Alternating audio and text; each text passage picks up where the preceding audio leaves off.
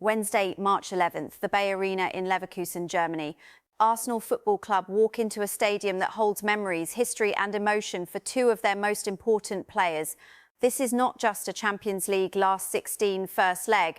This is a reunion, a homecoming. And for Arsenal, it is one of the most loaded nights of their entire season. Kai Havertz is walking back into the ground where he grew up. Piero Hincapie is walking back into the dressing room where he became a champion. And Arsenal, as a club, are walking into a moment that will define whether this extraordinary season ends with silverware or ends in heartbreak once again. The situation is bigger than most people are treating it right now. And that is exactly why we are breaking it down today, piece by piece, fact by fact, on Melissa Arsenal Analyst. Let me be direct with you. Arsenal are currently competing in 4 competitions: the Premier League, the FA Cup, the Carabao Cup final, and now the Champions League last 16. The possibility of a quadruple is being discussed openly. Former players and pundits are weighing in. The pressure on this squad and on Mikel Arteta has never been higher. At the same time, Arsenal are dealing with a significant injury situation ahead of this Leverkusen first leg. Key players are either confirmed out or carrying doubts. The squad depth is being tested at the worst possible moment. And beyond the pitch, there are transfer stories building quietly in the background that will shape the future of this club. Stories about players who may leave, players Arsenal want to bring in, and a permanent deal that appears to be moving toward confirmation. If you want this level of detail every time a major Arsenal story breaks, hit that subscribe button right now and join the Melissa Arsenal Analyst community. We do not do surface level here, we go deep. Now let us get into everything. It is now clear that this Champions League draw could not have been more emotionally charged for Arsenal and Bayer Leverkusen. Leverkusen reached the last 16 by overcoming Olympiacos 2-0 on aggregate in their knockout phase playoff. Arsenal, on the other hand, finished as the outright top team in the entire league phase, winning all 8 of their group stage matches. That included a 3-1 victory over Bayern Munich, the current runaway leaders of the Bundesliga. That result alone tells you the level Arsenal are operating at on the European stage this season. But here is what makes this tie unique. Before the draw even took place, Leverkusen sporting director Simon Rolfes publicly stated that he was hoping to face Arsenal. He said, and I want you to listen carefully to these words, he said it would be great if they were drawn against Arsenal, because then they could finally say goodbye to Kai Havertz at their stadium, almost 6 years after his departure. That is a remarkable thing for a sporting director to say before a Champions League draw. It tells you 2 things. First, the emotional weight that Havertz still carries for this club and its people. And second, it tells you that Leverkusen are not afraid of Arsenal. They welcomed this draw. They are not hiding from it. Now, Rolfes got exactly what he wished for, and after the draw was confirmed, he acknowledged it directly. He said Arsenal are bringing 2 former Leverkusen players back to the Bay Arena, and that is exactly why you play in the Champions League. So who are these 2 players, and why does their return matter so much? Kai Havertz joined Bayer Leverkusen as a child at the age of 11. We came through their entire academy system and made his senior Bundesliga debut against Werder Bremen in October 2016. At that moment, he was just 17 years, 4 months and 4 days old. That made him the youngest ever Leverkusen debutant at the time. But that was just the beginning. Over the following 4 seasons, Havertz scored 36 goals in 118 Bundesliga appearances. All of those appearances happened before his 21st birthday. He became the first player in Bundesliga history to reach 35 goals scored before turning 21.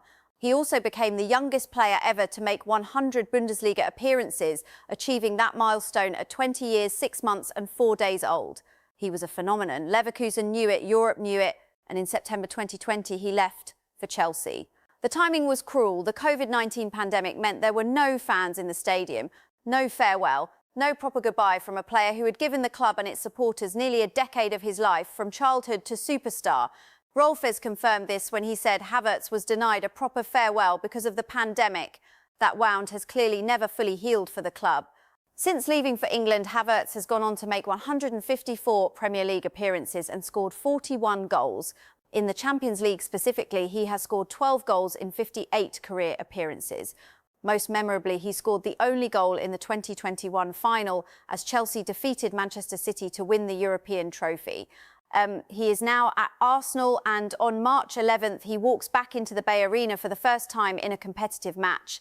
He has only faced Leverkusen once before in a pre-season friendly at the Emirates in August 2024. This Wednesday is the real reunion. Now let us talk about Piero Hincapie. The Ecuadorian defender joined Leverkusen in 2021 and spent 4 years there. In that time, he made 166 appearances and was a central figure in the historic double-winning side that claimed the Bundesliga title, the DFB Cup, and the Franz Beckenbauer Super Cup in 2024. That Leverkusen squad went unbeaten in the Bundesliga that season. Hincapie was a cornerstone of that achievement. He joined Arsenal in September 2025 on a loan deal with an obligation to buy. The structure of the deal was deliberate. Fabrizio Romano has confirmed the intention was always a permanent transfer, structured as a loan initially for financial fair play reasons, similar to how the David Raya deal was handled. The permanent fee to Bayer Leverkusen is reported at €52 million plus a 10% sell-on clause. That deal is expected to be completed in June. Since joining Arsenal, Hincapie has made 25 competitive appearances. Mikel Arteta has spoken very positively about his development, describing him as extremely dominant in all defensive actions and noting that he understands the attacking requirements of the Arsenal game model better with every passing week. Set pieces, positioning, pressing, he is adapting at a high level. Under UEFA loan player rules, Hincapie is permitted to play against his parent club. And based on Arteta's assessment of him, there is every reason to believe he will start on Wednesday night against the very club he left to join Arsenal. Think about that for a moment. A player who won the Bundesliga and the DFB Cup with Leverkusen, who called the club unforgettable when he left, will now line up against them in a Champions League knockout tie wearing Arsenal red. He said at the time of his departure, and I quote, "He will never forget the support of all the staff and fans at Bayer Leverkusen, and he wishes the club every success for the future." Those well wishes, as has been noted, will not apply on Wednesday night. The Bay Arena is expected to give both players a warm reception from the home supporters. But once that whistle blows, the emotion stops and football begins. Now let us turn to something that is giving every Arsenal supporter a level of anxiety right now. The injury list ahead of this Leverkusen tie. The situation is concerning, but it is not as catastrophic as some might fear. Let me give you the full picture. Players confirmed as out are Martin Odegaard with a knee injury and Mikel Merino with a foot injury. Those are significant absences. Odegaard is Arsenal's captain and their creative heartbeat. His absence in a Champions League knockout tie is a real blow.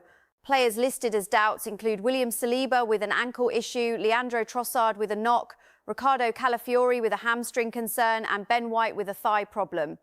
Both Trossard and Calafiori were forced off during the FA Cup win over Mansfield Town, which raises questions about their availability. However, there is more positive news alongside those concerns. Declan Rice, Martin Zubimendi, Gabriel Magalhaes and David Raya are all expected to return for the Leverkusen first leg after being rested or managed through minor fitness issues ahead of the Mansfield match. Arteta confirmed the club wanted to clean those issues before the first leg in Germany. So the picture is this: Arsenal's defensive spine of Raya, Gabriel and hopefully Saliba could be available. Rice and Zubimendi returning to the midfield gives the team its engine back. The concern remains around attacking and wide options, with Trossard and Calafiori carrying doubts and Odegaard confirmed absent. Arteta has also confirmed there will be further checks on the players listed as doubts, with some potentially returning before Wednesday. The medical staff will be working intensively between now and the first leg to get as many players available as possible. The evidence suggests Arsenal are managing this very carefully. Resting key players against Mansfield ahead of a Champions League tie against a team that won the Bundesliga unbeaten just 2 seasons ago is intelligent squad management. But the injury situation is real and it is something to monitor closely. While all of this Leverkusen preparation is happening, Arsenal also have a Carabao Cup final at Wembley coming up. And there has been a significant development regarding Pep Guardiola ahead of that match. Guardiola received a 2-match touchline ban after picking up his 6th yellow card of the season during Manchester City's FA Cup win over Newcastle United. However, the suspension only applies to Premier League and FA Cup matches. It does not cover the EFL Cup. That means Guardiola will be on the touchline at Wembley when City face Arsenal in the Carabao Cup final. This is important context. Arsenal supporters who were hoping to face City without Guardiola on the touchline in that final will not get that scenario. He will be there. He will be managing. And based on his recent comments, he is confident. Speaking publicly, Guardiola appeared to take aim at Arsenal's lack of experience when it comes to winning major trophies. He referenced Manchester City's experience of winning trebles and quadruples. And he made the point that arriving at the decisive moments of a season with players who know what winning feels like is vital. The reality for Arsenal is that Guardiola's comments carry weight because they are grounded in fact. City have been there, Arsenal have not, at least not recently. And Guardiola knows exactly how to use psychological pressure in big moments. But here is the counter-argument, and it comes directly from Arsenal's own players. The question of whether Arsenal can win a quadruple this season is no longer being laughed off. It is being seriously discussed by former Arsenal players and by the current squad. Ashley Cole, when asked directly about the possibility, said the players appear to have genuine belief, the manager has that belief, and that if Arsenal can get that first trophy over the line, the confidence it will breed could make anything possible. That is a calm and measured assessment from someone who has won trophies at the highest level. He is not getting carried away. He is saying the foundations are there and the mentality appears to be right. Patrick Vieira went further. Vieira stated that Arsenal's players have mastered the ability to ignore outside noise, criticism and pressure. He said that is why they look so focused and composed on the pitch. And he made a bold claim saying it will not be easy for Manchester City to take the league out of Arsenal's hands. In fact, he said City are more likely to finish second than to overtake Arsenal. That is a significant statement from someone of Vieira's status. Declan Rice, speaking from inside the dressing room, gave the most detailed insight into what is different this season compared to last. He pointed directly to injuries as the defining factor. He said last year the injuries killed Arsenal. He acknowledged other teams have faced the same problem this season, but the squad depth Arsenal have built means they are no longer as exposed. Rice described the dressing room environment as calm, relaxed and family-like. He pointed out that most of the squad are in their early 20s, the atmosphere is positive every day, and the team are now entering what he called the business end of the season. Eberechi Eze, speaking after the Mansfield match, reinforced this. He said competing for 4 trophies is exactly where Arsenal want to be. He emphasised a day-by-day mentality, trusting the process and not getting ahead of the moment. Viktor Gyökeres, the Swedish striker, brought a very specific type of confidence to the conversation. He talked about spending the last 2 years at Sporting CP fighting for titles in tight races, and he explained that finishing first in both of those seasons, despite the pressure, gives him a certain calmness now. He said being in this position with Arsenal is not new territory for him mentally. He has been there and he has won. He believes that experience is genuinely valuable for his teammates to draw on. When asked about winning Arsenal's Player of the Month award, Gyökeres was direct. He said there are more important things to win this season. He was not dismissive of the award, he was simply clear about his priorities. And when asked what he wants to improve as a striker, his answer was simple and blunt. Everything, he said. Everything. That mentality, combined with the squad environment that Rice and Eze described, suggests a dressing room that is not celebrating being in contention. They are focused on actually winning. Even as the season reaches its most intense period, Arsenal are already thinking about next summer. And there are a number of transfer-related stories worth examining carefully. Starting with confirmed news, Piero Hincapie's permanent transfer to Arsenal in June is now as close to confirmed as it gets without the official paperwork being signed. Fabrizio Romano has stated the deal will be made permanent in June. The fee is €52 million plus a 10% sell-on clause to Bayer Leverkusen. The loan structure was always intended to lead here.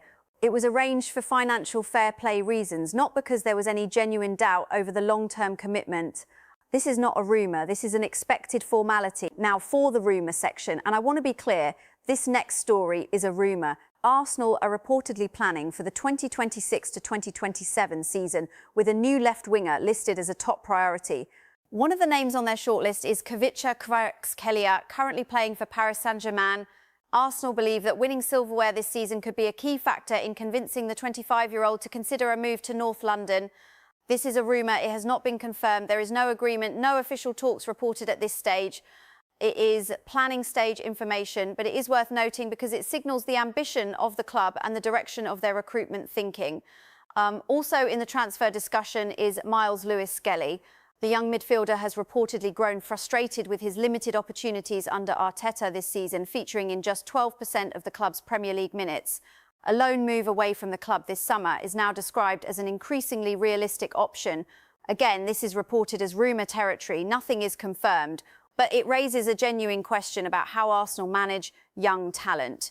Lewis-Skelly is clearly talented enough to be in the squad. Whether he gets the game time needed to develop fully at Arsenal next season is a question that the club will need to answer.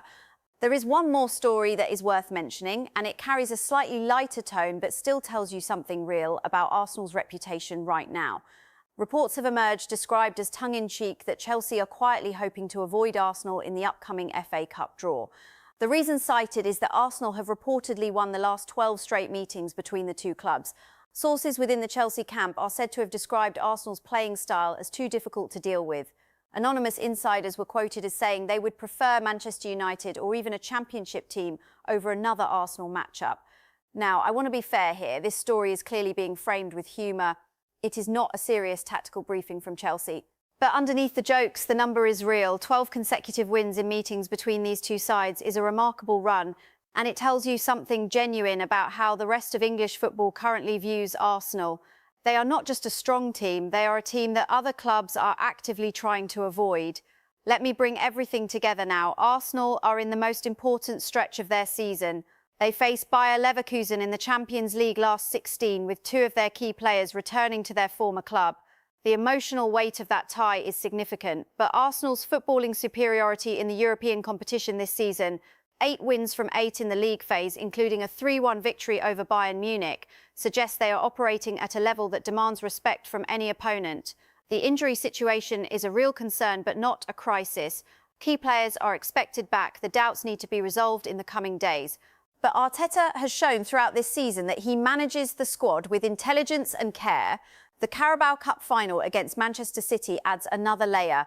Guardiola will be on the touchline. He will use his experience and his squad's winning history as psychological tools. Arsenal know this. Rice, Gyökeres, Eze and their teammates have spoken about their readiness with composure. The Hincapie permanent deal is essentially done. It formalises a player who has already become a key part of Arteta's defensive structure and is only going to grow in importance.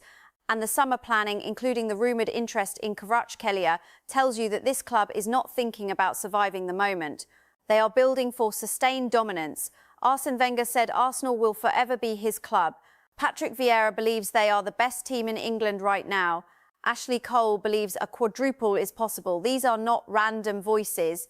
These are people who understand what it takes to win at the highest level, and they are pointing at this Arsenal team as something genuinely special. The evidence suggests that Arsenal are not just competing, they are ready. Wednesday night in Leverkusen is where we find out if that readiness holds under the brightest lights. This is Melissa, Arsenal analyst. If you found this breakdown valuable, please subscribe, leave a comment and share this video with every Arsenal supporter you know. We will be back with full coverage as the first leg approaches. Stay locked in.